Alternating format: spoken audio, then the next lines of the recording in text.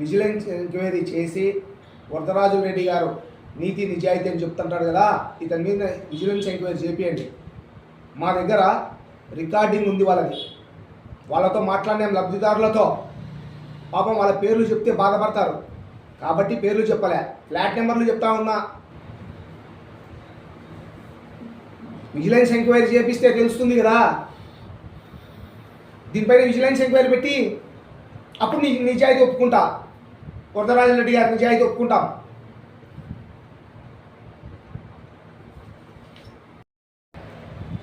ఎంతోమంది కాంట్రాక్టర్ల పైన వర్కుల పైన విజిలెన్స్ ఎంక్వైరీ పెట్టినావు కదా.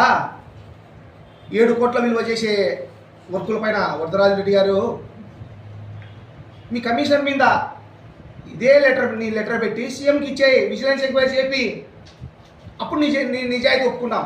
ఆ రోజు అంత స్పీడ్గా అవినీతి జరగని దానిపైన ఇచ్చినావు, ఈరోజు అవినీతి జరిగిన దానిపైన నీ లెటర్ ఇయ్యి.